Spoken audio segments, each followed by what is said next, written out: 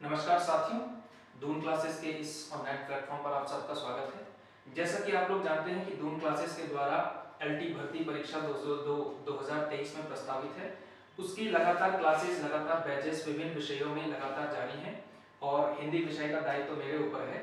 तो इसमें आप हमारे द्वारा यहाँ पे लगातार टेस्ट सीरीज अब शुरू कर दी गई है। तो इस क्रम में हिंदी विषय की पहला जो टेस्ट सीरीज है वो आपके बीच में लेकर के आ रहा हूँ। आज ही सुबह ये टेस्ट हमारे संस्थान में जो है हमारे बैच जो विद्यार्थी हमारे बैच में पढ़ते हैं उनके द्वारा दिया गया है। तो मुझे लगा कि आप लोगों के लिए भी ये प्रश्न बहुत इंपॉर्टेंट हो सकते हैं। तो आज मैं आपके लिए ये क्वेश्चन ऑनलाइन प्लेटफॉर्म पर आपके बीच फ्री में लेकर के आया हूँ। तो बिना किसी देरी के हम लोग शुरू करते हैं। पहला क्वेश्चन आप लोग देख सकते हैं अपनी स्क्रीन पर कि पहला क्वेश्चन है, अजगर करे न चाकरी, पंछी करे न काम, किसकी काव्य पंक्ति है। तो अगर आप लोगों को ये पूरा दोहा पता हो तो ये दरअसल क्या है, दास मलूका कह गए, दास मलूका कह गए सबके दाता राम। ये है इसका कंप्लीट दोहा, सबके दाता राम। तो अगर आपको ये पूरा दोहा पता हो तो निश्चित रूप से आप बता पाएंगे कि दास मलूका अर्थात मलूक दास इस दोहे के लेखक हैं, यानी कि ये काव्य पंक्तियां मलूक दास की हैं। तो पहला जो क्वेश्चन था हमारा उसका सही ऑप्शन होगा ऑप्शन नंबर डी, यानी कि मलूक दास। ठीक है, अगला क्वेश्चन आप लोग देखिए, इसमें इनमें से सूफी काव्य धारा की रचना नहीं है। तो आपको बताना है कि इनमें से कौन सी जो रचना है वो सूफी काव्य धारा की रचना नहीं है। मृगावती, मधुमालती, भक्तमाल या फिर पद्मावत। तो आप लोग देख सकते हैं इसमें से मृगावती भी उसकी है, मधुमालती भी है, पद्मावत भी है। भक्तमाल दरअसल क्या है, भक्तमाल ये नाभादास की एक रचना है जिसमें इन्होंने अपने से पहले जन्मे हुए और अपने समकालीन जो भक्त कवि जितने भी हुए हैं उनका वर्णन उसमें दिया है। तो भक्तमाल अर्थात भक्तों की परिचय की माला, उस पर बेस्ड ये रचना है। तो ये जो है सूफी काव्य धारा से संबंधित रचना नहीं है। नाभादास क्योंकि ग्राम भक्ति धारा के कवि थे, और वैसे भी अगर ये केवल ग्राम भक्ति धारा तक भी अगर ये सीमित नहीं है तो ये सूफी काव्य धारा की तो नहीं है। तो ऑप्शन नंबर सी आपका सही उत्तर होता है। ठीक है, अगले प्रश्न की ओर चलेंगे। क्वेश्चन नंबर 3 आप देखिए, तुलसीदास की किस रचना का संबंध ज्योतिष से है। ये वाला जो प्रश्न है ये आपके कहीं ना कहीं किसी परीक्षा में पूछा गया था, शायद हो सकता है एलटी हिंदी में ही पिछली बार का ये प्रश्न पूछा गया था कि तुलसीदास की ज्योतिष ग्रंथ कौन सा है। तो उसमें से 4 ऑप्शन आपके पास दिए हुए हैं, रामलला नहचू, जानकी मंगल, हनुमान बाहु और रामाज्ञा प्रश्न। तो इसमें सही उत्तर है आपका रामाज्ञा प्रश्न। तो रामाज्ञा प्रश्न क्या है, ज्योतिष से संबंधित तुलसीदास जी का ग्रंथ है। ऑप्शन नंबर डी इसका सही उत्तर होगा। आप लोग साथ में सॉल्व करते रहिए ताकि आप लोगों को भी आइडिया हो कि हम कितने प्रश्न इसमें से सॉल्व कर पा रहे हैं, और फिर कमेंट सेक्शन में आपने अपना 40 में से, क्योंकि 40 प्रश्न है, 40 में से कितने का स्कोर आपका बन रहा है वो आपने कमेंट सेक्शन के लास्ट में देना है। ठीक है ना। अगला क्वेश्चन, चौथा प्रश्न, इनमें से कौन वैष्णव भक्ति का आचार्य नहीं है। तो आपको बताना है इनमें से कौन जो आचार्य है वो वैष्णव भक्ति का आचार्य नहीं है। वल्लभाचार्य, मध्वाचार्य, शंकराचार्य या फिर रामानुजाचार्य। तो देखिए वल्लभाचार्य, मध्वाचार्य और रामानुजाचार्य ये तीनों ही वैष्णव भक्ति के आचार्य हैं। और शंकराचार्य क्या हैं, अद्वैत वेदांत के, यानी कि जो अद्वैतवाद के प्रवर्तक हैं। उनका दर्शन का नाम है अद्वैतवाद। ये वैष्णव संप्रदाय यानी कि वैष्णव भक्ति से जुड़े हुए व्यक्ति नहीं है, अतः इसका सही आंसर होगा आपका शंकराचार्य। ठीक है, अगले क्वेश्चन की ओर चलते हैं। 5वां प्रश्न आप लोग देखिए, दशरथ सुत तिहु लोक बखाना, राम नाम का मर्म है आना। तो ये काव्य पंक्ति किसकी है। अगर आपको थोड़ा सा भी इसका आइडिया हो कि ये काव्य पंक्ति का अर्थ भी अगर आप समझते हो और इन 4 कवियों का थोड़ा बहुत भी आपको आइडिया हो तो निश्चित रूप से आप इस क्वेश्चन को कर सकते हैं। ये बहुत अच्छा क्वेश्चन है और इसमें एक कॉन्सेप्ट भी छुपा हुआ है। तो कबीर, दादू, तुलसीदास या नानक देव। तो इसका सही उत्तर होगा आपका ए कबीर। ठीक है, दशरथ सुत तिहु लोक बखाना, तिहु लोक बखाना, राम नाम का मर्म है आना। ये दरअसल कबीर ने तब कहा है जब उनका जो राम है वो सगुण राम से भिन्न वो करते हैं अपने राम को। क्योंकि आप लोग देखते हैं कबीर का जो राम है वो दशरथ सुत यानी कि जो सगुण राम है, जो रामायण वाले राम है वो वाले राम नहीं है। उनका जो राम है वो निर्गुण ईश्वर है। तो इसी क्रम में वे कहते हैं कि दशरथ के सुत को तीनों लोग बखान करते हैं, यानी कि दशरथ का जो सुत है उस वाले राम का तीनों लोग जो है उसका बखान करते हैं, लेकिन राम नाम का जो असली मतलब है, जो वास्तविक मर्म है, उसकी तरफ किसी का झुकाव नहीं है। ये इस काव्य पंक्ति का मतलब है और कबीर इसका सही उत्तर होगा। ठीक है, अगला प्रश्न आप देखिए, मृगावती के रचनाकार कौन है? मृगावती आप लोग जानते हैं कि एक सूफी काव्यधारा की रचना है और प्रेमाख्यानात्मक रचना है और इसके रचनाकार हैं कुतुबन। तो बहुत प्रसिद्ध सूफी काव्यधारा की रचना है, तो इसका राइटर और ये तो आपको कम से कम याद होना ही चाहिए, आसान सा प्रश्न है। मृगावती के रचनाकार कुतुबन। ठीक है, अगला प्रश्न देखिए, संवत 1631 करहु कथा हरिपद धरि सीसा, ये पंक्तियां किस रचना से संबंधित हैं? संवत 1631 करहु कथा, ये दरअसल करहु है, दरअसल करहु कथा हरिपद धरि सीसा, ये दरअसल रामचरितमानस ये रचना है, इससे संबंधित है। तुलसीदास ने रामचरितमानस के लेखन की शुरुआत में ये कहा था कि संवत 1631 यानी कि 1631 विक्रमी संवत को मैं क्या कर रहा हूँ, करहु कथा हरिपद धरि सीसा, यानी कि हरि के पद में अपने शीश को रख करके संवत 1631 में मैं ये कहानी जो है शुरू कर रहा हूँ। तो रामचरितमानस से संबंधित पंक्ति है, इंपॉर्टेंट क्वेश्चन हो सकता है, परीक्षा में आ सकता है। तुलसीदास की इन रचनाओं में अवधि की रचना नहीं है, ये वाला प्रश्न मैंने जानबूझकर डाला हुआ है, क्योंकि पिछली बार आपसे यही तुलसीदास की भाषाओं से, रचना की भाषाओं से रिलेटेड क्वेश्चन आया था। तो इसमें पूछा गया था कि उनमें से कौन सी रचना जो है अवधि की नहीं है या अवधि की है, इससे रिलेटेड था। तो ये भी आपको जो है याद करना चाहिए कि तुलसीदास की जितनी भी 12 टोटल रचनाएं हैं, जिसमें से 5 आपकी बड़ी रचनाएं कही जाती हैं, जिसे प्रबंध काव्य आप कहेंगे, और 7 क्या है, छोटी रचनाएं हैं। तो ये इनका नाम इसमें क्या क्या है और किसकी भाषा क्या है, ये आपको जो है इसकी जानकारी प्राप्त करनी पड़ेगी। तो तुलसीदास की रचनाओं में अवधि की रचना कौन सी नहीं है, जो अवधि में नहीं लिखी उन्होंने, तो विनय पत्रिका, विनय पत्रिका की भाषा है ब्रज भाषा। ठीक है, तो 8 प्रश्न हम कर चुके हैं, आगे बढ़ते हैं।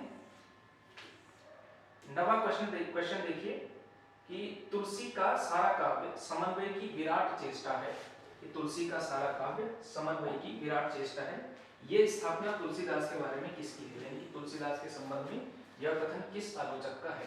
तो यह कथन है आपका रामचंद्र शुक्ल, हजारी प्रसाद द्विवेदी, रामविलास शर्मा या फिर जॉर्ज ग्रेयर्सन। तो सही उत्तर है आपका आचार्य हजारी प्रसाद द्विवेदी। ये कथन कहा गया है तुलसीदास के संबंध में, ये कथन आचार्य हजारी प्रसाद द्विवेदी ने कहा है। ये कथन इंपॉर्टेंट है क्योंकि तुलसी का काव्य जो है समन्वय की दृष्टि से तुलसीदास एक बहुत बड़े कवि के रूप में माने जाते हैं। समन्वय दृष्टि, तुलसी की समन्वय दृष्टि एक इंपॉर्टेंट कॉन्सेप्ट है हिंदी साहित्य में। तो इस दृष्टि से ये वाला कथन बहुत इंपॉर्टेंट होता है हजारी प्रसाद द्विवेदी का, इसलिए इस परीक्षा की दृष्टि से महत्वपूर्ण हो सकता है। ठीक है, अगला प्रश्न देखिए, हिंदी साहित्य का स्वर्ण युग भक्ति काल को माना जाता है, इसका निर्देश सबसे पहले किस आलोचक ने किया? तो देखिए इसमें क्वेश्चन है कि हिंदी साहित्य का स्वर्ण युग भक्ति काल को माना जाता है, ये थोड़ा सा घुमा करके कहा गया क्वेश्चन है। अगर हम सिंपल शब्दों में इस क्वेश्चन को कहें तो ऐसा भी कह सकते हैं कि हिंदी साहित्य मतलब भक्ति काल को हिंदी साहित्य का स्वर्ण युग किस आलोचक ने कहा, तो जॉर्ज ग्रियर्सन इसका सही उत्तर होगा। कई बार परीक्षा में पूछा जाता है, बहुत हॉट फेवरेट क्वेश्चन होता है, और केवल उत्तराखंड में ही नहीं बल्कि जितने भी राज्य में अदर स्टेट में जहाँ पर भी हिंदी विषय की परीक्षा होती है, वहाँ पर ये बहुत हॉट फेवरेट क्वेश्चन होता है भक्ति काल की दृष्टि से, कि भक्ति काल को हिंदी साहित्य का स्वर्ण युग किसने कहा, तो जॉर्ज ग्रियर्सन ने कहा। अगला क्वेश्चन देखिए, विशिष्टाद्वैतवाद के प्रवर्तक हैं, तो विशिष्टाद्वैतवाद के प्रवर्तक आपको बताने हैं कि कौन है। इसमें बहुत इंपॉर्टेंट ये चीज आएगी इसमें कि जितने भी भक्तिकालीन दर्शन हैं, 5 दर्शन इसमें आते हैं, उनके सारे के सारे के आपको जो है जो प्रवर्तक जिस संप्रदाय का रहा है, जिस दर्शन का रहा है, उसकी जानकारी आपको पता करनी पड़ेगी। तो इसमें दृष्टि से विशिष्टाद्वैतवाद के प्रवर्तक इनमें से कौन है, तो पी रामानुजाचार्य जो है इसके प्रवर्तक हैं। ठीक है, ये आपको जानकारी होनी चाहिए। भक्ति आंदोलन को भारतीय चिंताधारा का स्वाभाविक विकास मानने वाले आलोचक कौन हैं? ये मैं इसको मेन फ्रेम पे ला देता हूँ। तो भक्ति आंदोलन को जो है भारतीय चिंताधारा का स्वाभाविक विकास मानने वाले आलोचक हैं आपके इन 4 विकल्पों में से रामचंद्र शुक्ल, हजारी प्रसाद द्विवेदी, नगेंद्र या नामवर सिंह। तो इसका सही उत्तर है आपका हजारी प्रसाद द्विवेदी। ठीक है, देखिए इसमें भक्ति आंदोलन की शुरुआत कैसे हुई, हिंदी में वो कहाँ से आया, इसकी स्थापना से रिलेटेड क्वेश्चन है। इसमें 2-3 स्थापनाएं अलग अलग आचार्यों की अलग अलग हैं। जैसे कि आप लोग जानते होंगे कि आचार्य रामचंद्र शुक्ल की स्थापना इसके बारे में क्या है कि हिंदुओं की जो पराजित मनोवृत्ति थी कि जब पूरे देश में मुसलमानों का शासन स्थापित हो गया तो उसके बाद क्या हुआ, जो हिंदू जाति थी उसके अलावा उनके पास भक्ति के अलावा कोई रास्ता ही नहीं था। इस वजह से भक्ति आंदोलन की जो है इस लेवल पर शुरुआत हुई। ये स्थापना थी आचार्य रामचंद्र शुक्ल की। लेकिन हजारी प्रसाद द्विवेदी जी इससे थोड़ा सा डिफर करते हैं, इस स्थापना को खारिज करते हैं और ये कहते हैं कि अगर भारत में मुसलमान न भी आए होते तो भी भक्ति आंदोलन का स्वरूप वैसा का वैसा होता जैसा कि हमें आज प्राप्त हो रहा है। यानी कि अगर मुसलमान आक्रमण न हुआ होता, मुगलों की सत्ता न स्थापित न भी हुई होती तो भी भक्ति का आंदोलन इसी लेवल पर और इतनी ही जो है व्यापक स्तर पर पूरे उत्तर भारत में और पूरे भारत में फैलता। ये हजारी प्रसाद द्विवेदी जी की स्थापना है कि भक्ति आंदोलन क्या है, भारतीय चिंताधारा का स्वाभाविक विकास है। ठीक है, इंपॉर्टेंट कॉन्सेप्ट है। भक्ति आंदोलन की शुरुआत किसने कैसे मानी है, इससे संबंधित कॉन्सेप्चुअल क्वेश्चन है, तो याद करने वाली चीज। अगला क्वेश्चन देखिए, रसखान कृत रचना है, इसमें से रसखान की रचना कौन सी है? तो 4 विकल्प हैं आपके पास, रास पंचाध्यायी, अष्टयाम, मल्हार राग या फिर उपर्युक्त सभी। तो इसमें से कौन सी रचना है? इसमें अष्टयाम जो ये रचना है, ये रचना है आपकी रसखान की। अष्टयाम में क्या है, कृष्ण के 8 पहर में, 8 पहरों में कृष्ण की जीवनचर्या का वर्णन, कृष्ण की दिनचर्या का वर्णन। तो कृष्ण यानी कि पहले पहर में क्या कर रहे हैं, दूसरे पहर में क्या कर रहे हैं, तीसरे पहर में क्या कर रहे हैं, इस तरह से। तो अष्टयाम दरअसल एक पूरी परंपरा है इसमें, और उसी क्रम में रसखान की जो है अष्टयाम भी बहुत प्रसिद्ध रचना है। ठीक, अगला आपको देखेंगे नरसिंह जी का मायरा किसकी रचना है? बहुत फेमस है, इंपॉर्टेंट आपके लिए हो सकता है क्योंकि ये रचना किसकी है। आपको ऑप्शन दे रखे हैं रसखान, रहीमदास, मीराबाई, अनंतदास। तो नरसिंह जी का मायरा ये जो रचना है ये है आपकी मीराबाई की रचना। इंपॉर्टेंट है, याद करने लायक है। मीराबाई की रचनाएं, रसखान की रचनाएं, सूरदास की रचनाएं, ये सारी रचनाएं आपको पता होनी चाहिए। ठीक है, अगला क्वेश्चन ये देखिए। अभी पिछला क्वेश्चन मैंने आपको डेप्थ में इसलिए नहीं कराया, वो वल्लभाचार्य विशिष्टाद्वैतवाद के प्रवर्तक के रूप में, क्योंकि ये क्वेश्चन मैंने आपको यहाँ पर रखा हुआ है कि यहाँ से आपके 4 के 4 क्वेश्चन जो है यहाँ से बन सकते हैं। भक्तिकालीन दर्शन और उन दर्शन को का प्रवर्तन करने वाले जो यानी आचार्य हैं उनका आपको मिलान करना है। इस तरफ एक श्रेणी है शंकराचार्य, रामानुजाचार्य, निम्बार्काचार्य, मध्वाचार्य, दूसरी तरफ विशिष्टाद्वैतवाद, द्वैताद्वैतवाद, द्वैतवाद और अद्वैतवाद। तो थोड़ा बहुत भी अगर आपको जानकारी हो कि 1 से 2 मिलान भी आप कर पाएंगे तो पूरा का पूरा क्वेश्चन सॉल्व हो जाएगा। ठीक है, शंकराचार्य हैं अद्वैतवाद के प्रवर्तक, ठीक है, रामानुजाचार्य हैं विशिष्टाद्वैतवाद के प्रवर्तक, ठीक है, और यहाँ यहीं से आपका जो है क्वेश्चन सॉल्व हो जाएगा अगर आप ट्रिक से करें तो। ठीक है, यहाँ से देख सकते हैं कि शंकराचार्य जो है अद्वैतवाद के प्रवर्तक हैं। तो K4 यानी कि 1 4 और फिर 1 4 1 वाला जो क्रम है वो आपका सही होगा। 4 1 और फिर इसका 2 बिल्कुल निम्बार्काचार्य द्वैताद्वैतवाद के, मध्वाचार्य द्वैतवाद के प्रवर्तक हैं। तो 4 1 2 3 ये वाला ऑप्शन आपका करेक्ट होगा। अच्छा, इस क्वेश्चन के अंदर 4 क्वेश्चन बन रहे हैं, ये इनके आप अलग से नोट्स भी बना सकते हैं कि भक्तिकालीन दर्शन और उसके प्रवर्तक आचार्य। एक तरफ दर्शन लिखेंगे विशिष्टाद्वैतवाद के रामानुजाचार्य, अद्वैतवाद के शंकराचार्य, द्वैताद्वैतवाद के आपके जो है निम्बार्काचार्य और द्वैतवाद के मध्वाचार्य। और इसके अलावा एक और दर्शन बनता है जिसे कहा जाता है शुद्धाद्वैत, शुद्धाद्वैतवाद, और इसके प्रवर्तक हैं आपके वल्लभाचार्य। तो ये 5 दर्शन हैं। और इसके अलावा एक और है जो चैतन्य महाप्रभु का बड़ा प्रसिद्ध है, उसे कहा जाता है अचिंत्य भेदाभेदवाद, अचिंत्य द्वैताद्वैत भी कह सकते हैं, द्वैतवाद, अचिंत्य द्वैताद्वैतवाद। और इसके प्रवर्तक हैं आपके चैतन्य महाप्रभु, चैतन्य महाप्रभु। ये भी वैष्णव भक्ति संप्रदाय, बहुत इंपॉर्टेंट वैष्णव भक्ति संप्रदाय है। ठीक है, तो उम्मीद करूंगा ये आप जो है करके जरूर जाइएगा, बहुत इंपॉर्टेंट हो सकता है। यहाँ से एक ना एक क्वेश्चन जो है आने की प्रबल संभावना होती है भक्ति काल में, दर्शन और दार्शनिकों से संबंधित।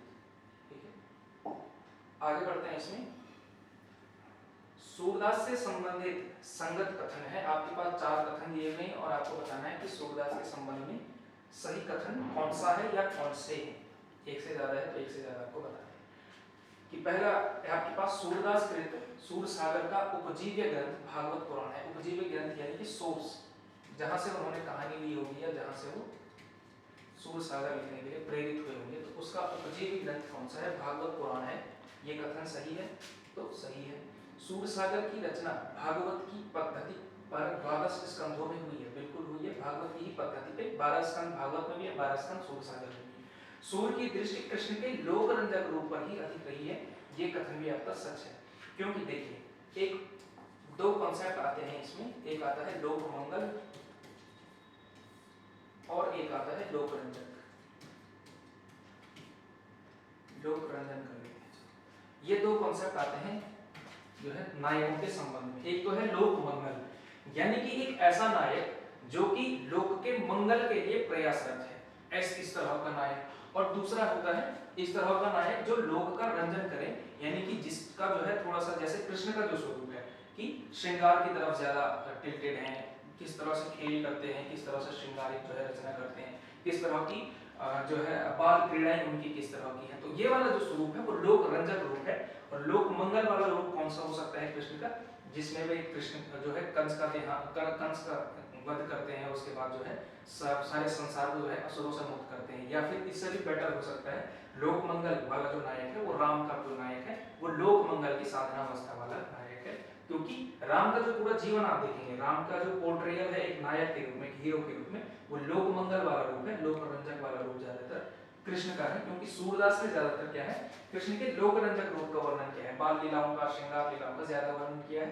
और जो है यानी कि जनता और समाज का भला करने वाले जो कृष्ण है उसका रूप का वर्णन सूरदास ने अपेक्षाकृत रूप से कम किया है। ठीक है, तो ये वाला कॉन्सेप्ट भी आपके लिए हो जाएगा क्लियर, ये वाला कथन भी सही है। तो इस प्रकार ऑप्शन नंबर डी यानी कि उपयुक्त सभी इसका सही आंसर होगा। आगे बढ़ते हैं, क्वेश्चन नंबर 17 आपके पास है।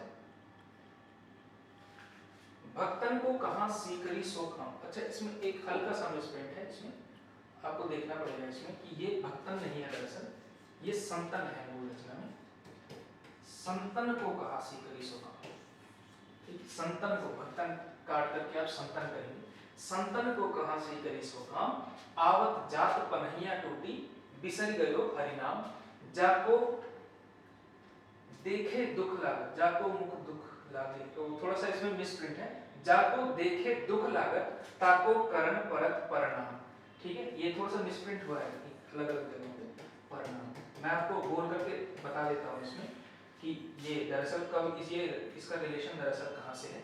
इन चारों में से कवि जो है इसका सही आंसर है आपका कुंभन दास। और इसका भी मैं आपको बता देता हूँ कि एक बार अकबर को कुंभन दास को अकबर के द्वारा संदेश भेजा गया था, यानी कि अकबर का इनविटेशन कुंभन दास को आया था कि आप जो है सीकरी, जो यानी कि सीकरी क्या थी, फतेहपुर सीकरी की बात हो रही है। फतेहपुर सीकरी उस समय पे अकबर जो है वहां रहा करता था और एक तरह से राजधानी उस समय वो थी। तो कुंभन दास जी को इनविटेशन भेजा गया था फतेहपुर सीकरी के द्वारा, और उसके बाद वहां के आने का एक्सपीरियंस उन्होंने बताया कि संतन को कहां सीकरी सो काम, की जो संत व्यक्ति है उसको सीकरी से क्या काम है। आवत जात पनहिया टूटी, यानी कि आते जाते क्या हो गया, आने और जाने में क्या हो गया, पनहिया यानी चप्पल टूट गई, और बिसरी गयो हरिनाम, और हरि का नाम भी भूल गया। और जिसके मुख को देख करके ही दुख लगता है उसको क्या करना पड़ता है, वहां पे प्रणाम करना पड़ता है। तो ये उनका एक्सपीरियंस था जो वो सीकरी गए थे फतेहपुर सीकरी, तो उस पर उन्होंने चोट की थी वहां के विषय को लेकर के कि हमारा जो है वहां पर कोई काम नहीं। तो निश्चित रूप से शायद अच्छा एक्सपीरियंस नहीं रहा होगा। अगला क्वेश्चन आप देखिए, सूरदास के गुरु थे। बहुत सिंपल सा जो है सीधा सीधा तथ्य आपसे पूछा गया है। सूरदास के गुरु कौन थे? तो सूरदास के गुरु वल्लभाचार्य थे। ठीक है, अष्टछाप के कवियों में चार कवि वल्लभाचार्य थे और 4 कवि विठलनाथ के थे, और उनमें से सूरदास जो थे वो वल्लभाचार्य के शिष्य थे। आपके लिए इंपॉर्टेंट फैक्ट याद रखिएगा। अष्टछाप के 8 कवियों का नाम, उनके गुरु कौन कौन थे ये भी आपको याद करना जरूरी है। अष्टछाप के कवियों का कालक्रम सहित आपको याद करना जरूरी है। 19वां क्वेश्चन देखिए, पुष्टिमार्ग को जहाज जात है सो जाको कछु लेना होई सो लेऊ, ये कथन सूरदास की मृत्यु पर कहा गया था और ऐसा किसने कहा था? क्योंकि पुष्टिमार्ग जो सूरदास की और उनकी अष्टछाप के कवियों की और शुद्धाद्वैतवादियों की जो भक्ति पद्धति है वो उसे कहा जाता है पुष्टिमार्ग। और पुष्टिमार्ग को जहाज जाता है, तो पुष्टिमार्ग का जहाज कहा था सूरदास की मृत्यु पर। और ये किसने कहा था? चार ऑप्शन आपके पास है, चतुर्भुज दास, विठलनाथ, गोकुलनाथ और परमानंद दास। तो इसका सही आंसर है विठलनाथ। तो विठलनाथ ने इनकी मृत्यु पर इस तरह से शोक प्रकट करते हुए कहा था कि पुष्टिमार्ग का जो जहाज है वो जा चुका है। अगला क्वेश्चन देखिए, आचार्य शुक्ल जी ने भक्ति काल की समय सीमा क्या मानी है? इंपॉर्टेंट है, ठीक है, और थोड़ा सा ट्रिकी भी हो सकता है आपके लिए। देखिए, अगर आपसे क्वेश्चन पूछा जाए कि भक्ति काल की समय सीमा क्या मानी जाती है, अगर केवल इतना पूछा जाता भक्ति काल की समय सीमा क्या मानी जाती है, यानी कि समय सीमा क्या है, तो आप ऑप्शन कौन सा करते? तो आप ऑप्शन दूसरा करते। और अगर आचार्य शुक्ल ने पूछा है तो आपके लिए उत्तर थोड़ा सा चेंज हो जाएगा, ठीक है। आपको बताते हैं चारों विकल्पों में से इस प्रश्न का उत्तर, यानी कि आचार्य शुक्ल ने भक्ति काल की समय सीमा मानी है विक्रमी संवत 1375 से 1700 विक्रमी संवत, ठीक है। और अगर आपसे पूछा जाता कि भक्ति काल की समय सीमा क्या मानी जाती है, यानी कि जनरली क्या मानी जाती है, तो जनरली मोटे तौर पर 1350 से 1650 ईस्वी को भक्ति काल की समय सीमा माना जाता है। लेकिन क्योंकि आचार्य शुक्ल जी का हिंदी साहित्य का इतिहास एक बहुत महत्वपूर्ण किताब है प्रतियोगी परीक्षाओं की दृष्टि से, तो वहां से कई बार प्रश्न पूछ लिया जाता है कि शुक्ल जी ने क्या माना है, तो शुक्ल जी ने विक्रमी संवत में मानते हैं। शुक्ल जी की जो पूरी किताब है वो आप पढ़ करके देखेंगे तो विक्रमी संवत में वो बात करते हैं, ईस्वी सन में वो बात नहीं करते। तो विक्रमी संवत 1375 से 1700 आपका जो है इसमें आता है। अगला क्वेश्चन देखेंगे इसमें 21वां प्रश्न, आचार्य शुक्ल ने भक्ति आंदोलन के उदय का कौन सा प्रमुख कारण इनमें से माना है? आपको मैंने कॉन्सेप्ट बता दिया थोड़ी देर पहले, अगर आपको ध्यान हो कि इनमें से किसने किसको माना है। जॉर्ज ग्रियर्सन ने देखिए ईसाई धर्म के प्रभाव को माना है कि ईसाई धर्म के प्रभाव की वजह से भक्ति आंदोलन है, हालांकि वो सिरे से खारिज होती है स्थापना। तो शुक्ल जी ने कहा है कि हिंदुओं की पराजित मनोवृत्ति ये जो है भक्ति आंदोलन के उदय का सबसे बड़ा कारण था। ये आचार्य रामचंद्र शुक्ल जी की स्थापना है। तो ये आपसे पूछा गया है इस प्रश्न में, ठीक है। तो ऑप्शन नंबर बी इसका सही उत्तर होगा। ऑप्शन नंबर 22 देखिए, पुष्टिमार्ग का संबंध किस दार्शनिक मत से है? थोड़ी देर पहले ही जो है हमने यहाँ पे बात की है कि पुष्टिमार्ग का संबंध किससे है? शुद्धाद्वैतवाद से है। शुद्धाद्वैतवाद जिसके की प्रवर्तक यानी कि इस दर्शन को देने वाले आचार्य हैं आचार्य वल्लभाचार्य, और इनके जो भक्ति पद्धति है उसे कहा जाता है पुष्टिमार्ग, ठीक है। और उससे रिलेटेड इन्होंने अष्टछाप के 8 कवियों की जो है गठन किया था, यानी कि अष्टछाप का निर्माण किया था किसने? विठल नाथ ने, जो कि वल्लभाचार्य के पुत्र थे, ठीक है। वल्लभाचार्य के पुत्र थे, यानी कि शुद्धाद्वैतवाद के प्रवर्तक कौन है? वल्लभाचार्य। वल्लभाचार्य के पुत्र कौन है? विठलनाथ। और अष्टछाप की स्थापना विठलनाथ ने की है, ठीक है। ये आपको ध्यान रखना है। 23वां प्रश्न देखेंगे आप, नंददास के गुरु थे, नंददास के गुरु इनमें से कौन थे? तो नंददास की अष्टछाप के 8 कवियों को मैंने आपको बताया, 4 कवि वल्लभाचार्य के शिष्य थे और 4 कवि आपके विठलनाथ के शिष्य थे, और नंददास जो शिष्य थे वो थे आपके विठलनाथ के शिष्य थे, ठीक है। याद रखना है आप लोगों ने, विठलनाथ के शिष्य थे नंददास। अष्टछाप के 8 कवियों का जो है याद आपको करना पड़ेगा, वहां से बहुत क्वेश्चन आने की संभावना बनती है। तो ये भी मिसप्रिंट है दरअसल। अगला क्वेश्चन 24वां क्वेश्चन, मैं फ्रेम पे ला देता हूं इसको। चैतन्य महाप्रभु किस संप्रदाय से जुड़े थे? ये थोड़ा सा मिसप्रिंट है, चौतन्य हो गया, चैतन्य होगा इसका। चैतन्य महाप्रभु किस संप्रदाय से जुड़े हुए थे? तो इनके संप्रदाय को जो है गौड़ीय संप्रदाय भी कहा जाता है, ये आपको ध्यान रखना है। गौड़ीय संप्रदाय भी चैतन्य महाप्रभु के संप्रदाय को कहा जाता है। 24 हो गए आपके। 25वां क्वेश्चन देखिए, साहित्य लहरी किसकी रचना है? बहुत आसान सा क्वेश्चन है कि साहित्य लहरी किसकी रचना है? सूरदास, मीराबाई, रसखान या कुम्भनदास? जिसको आता होगा वो आराम से बता देगा कि एक सूरदास की रचना है साहित्य लहरी। सूरदास की रचनाएं कौन कौन सी है? एक सूरसागर, जिसका जिक्र एक क्वेश्चन में हुआ है, कथन वाले क्वेश्चन में। दूसरा है साहित्य लहरी, और सूरसागर में ही कहीं पे एक रचना है भ्रमर गीत, इसी में शामिल होती है। एक सूरसारावली भी है। तो ये 3-4 रचनाएं आपको ध्यान रखनी है सूरदास की। सूरसागर साहित्य लहरी, सूरसारावली और सूरसागर में ही शामिल है भ्रमर गीत। ठीक है, अगला को देखेंगे, इसमें अष्टछाप के कवि नहीं। देखिए 3 से 4 क्वेश्चन तो इस टेस्ट सीरीज में अष्टछाप से ही पूछा गया है, तो इसमें से अष्टछाप का कवि कौन नहीं है। तो अगर आपको भक्तमाल वाला क्वेश्चन यानी दूसरा क्वेश्चन अगर ध्यान हो तो उसमें नाभादास का वर्णन आया है। नाभादास राम भक्ति धारा के कवि हैं, अष्टछाप के कवि नहीं है, तो ऑप्शन नंबर डी का सही आंसर होगा। बाकी के ऊपर के तीनों कवि अष्टछाप के कवि हैं। अगला क्वेश्चन देखिए, प्रश्न नंबर 27, पद्मावत से संबंधित असत्य कथन है। तो पद्मावत से संबंधित असत्य कथन आपको बताना है। यह एक सूफी प्रेमाख्यान है, इसका एक महत्वपूर्ण खंड नागमती वियोग वर्णन है, इसमें 58 खंड है और इसे प्रेम की पीर का काव्य कहा जाता है। तो इनमें से आपको बताना है कि असत्य कथन इनमें से कौन सा है। तो ऑप्शन नंबर सी आप देखेंगे, इसमें ये वाला असत्य कथन है, क्योंकि 58 नहीं, इसमें 57 खंड है और बाकी 3 के 3 तथ्य इसमें सही हैं। सूफी प्रेमाख्यानात्मक काव्य है, मलिक मोहम्मद जैसी की रचना। इसका एक बहुत महत्वपूर्ण खंड है नागमती वियोग वर्णन। ठीक है, निश्चित रूप से सही बात है। और इसे प्रेम की पीर का काव्य कहा जाता है, किस वजह से, क्योंकि इसमें नागमती वियोग वर्णन जो है बहुत मार्मिक इसमें वियोग वर्णन है। ये तो ये क्वेश्चन आपका पद्मावत से संबंधित 4 तथ्य आपको पता चल चुके हैं एक क्वेश्चन में। 28वां क्वेश्चन आप देखिए, भ्रमर गीत का मूल स्रोत है। तो भ्रमर गीत का मूल स्रोत कौन सा है इसमें। भ्रमर गीत का मूल स्रोत है भागवत का 10वां स्कंद। ठीक, अगला क्वेश्चन देखिए 29वां क्वेश्चन, कबीर को भाषा का भाषा का डिक्टेटर कहने वाले आलोचक कौन है इनमें से। यानी कि कबीर को वाणी का डिक्टेटर कहीं या भाषा का डिक्टेटर कहीं, कुछ भी आ जाए क्वेश्चन, तो वाणी का डिक्टेटर या भाषा का डिक्टेटर किसने कहा है। 4 ऑप्शन आपके पास, रामचंद्र शुक्ल, हजारी प्रसाद द्विवेदी, नगेंद्र या फिर रामविलास शर्मा। तो इसमें सही आंसर होगा आपका आचार्य हजारी प्रसाद द्विवेदी। ठीक है, याद रखने वाला तथ्य है कि कबीर को वाणी का डिक्टेटर किसने कहा। एनसीईआरटी में भी ये तथ्य आपके पास मिलता है कि कबीर को वाणी का डिक्टेटर कहा जाता है, और किसने कहा है ये भी मैंने आपको इस प्रश्न के माध्यम से बता दिया कि आचार्य हजारी प्रसाद द्विवेदी ने कहा है। 30वां क्वेश्चन देखिए, कबीर के साहित्य को बीजक में संकलित करने का कार्य किया है। तो बीजक आप लोग जानते हैं, कबीर की रचनाओं का संकलन बीजक के नाम से प्रसिद्ध है, और इसका संकलन किसने किया। 4 ऑप्शन है आपके पास, श्याम सुंदर दास, धर्मदास, अबुल फजल या फिर कमाल। तो इसका सही आंसर है आपका option number B, Dharmdas. Dharmdas ने जो है बीजक का संपादन किया था 1464 ईस्वी में, यह बीजक के नाम से इसका संकलन किया था। आगे देखेंगे आप लोग,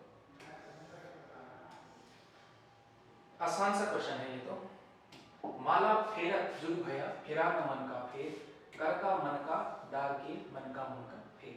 ये किसका दोहा है, कबीर का दोहा है। ठीक है, कोई बहुत मतलब समझने लायक या कॉन्सेप्ट क्लियर करने लायक क्वेश्चन नहीं है, सीधा सीधा तथ्य है।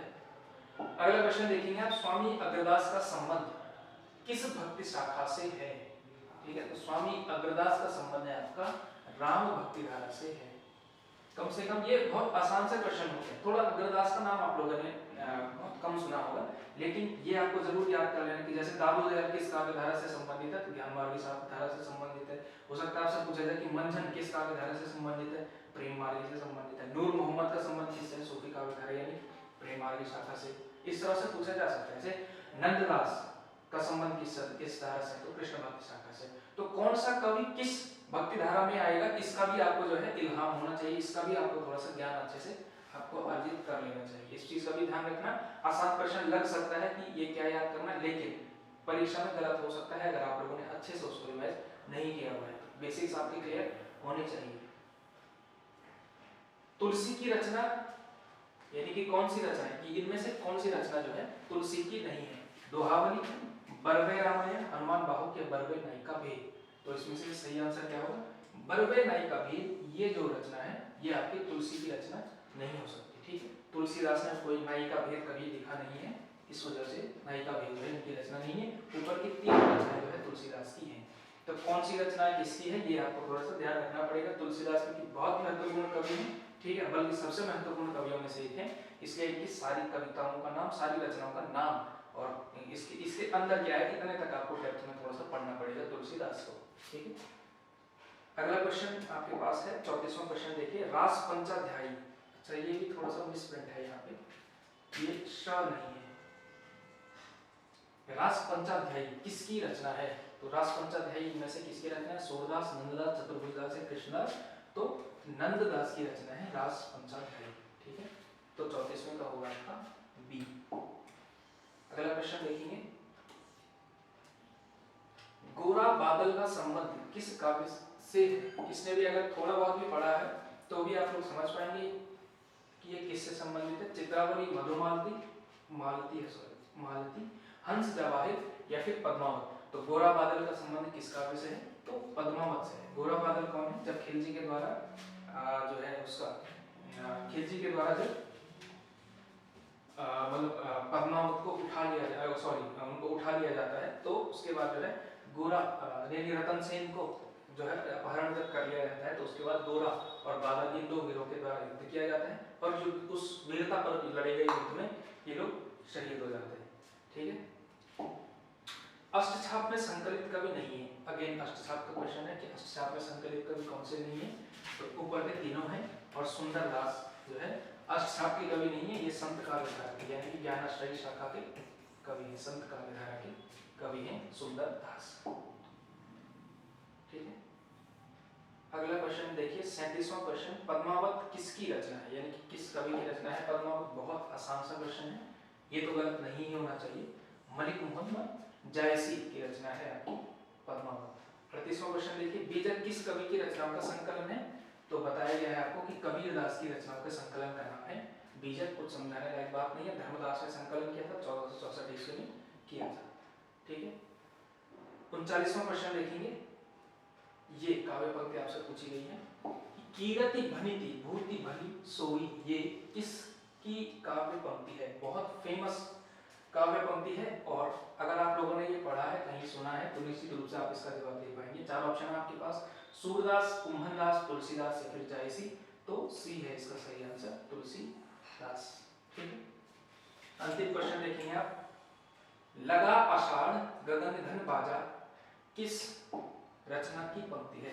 बहुत आसान सा ये वाला क्वेश्चन भी बहुत आसान है, कोई थोड़ा बहुत भी अगर आपने रचनाओं के बारे में थोड़ा बहुत भी पढ़ा होगा तो आप आसानी से कर पाएंगे कि लगा आषाढ़ गगन घन बाजा किस रचना की पंक्ति है?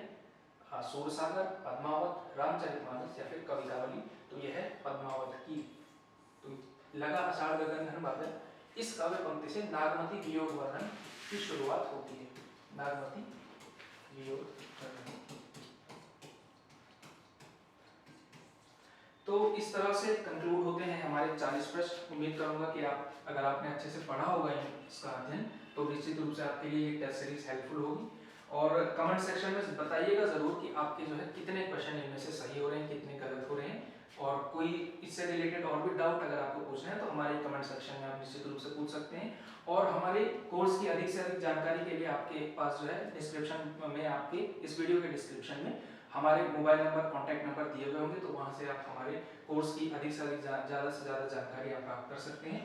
इसके अलावा इस तरह की टेस्ट सीरीज, इस तरह के परीक्षा उपयोगी प्रश्न अगर आपको लगातार प्राप्त करने हैं और अगर जानकारी प्राप्त करनी है तो हमारे चैनल को जरूर सब्सक्राइब कीजिए और इस वीडियो को लाइक कीजिए और अधिक से अधिक तैयारी कर रहे साथियों के बीच इस वीडियो को शेयर जरूर कीजिए।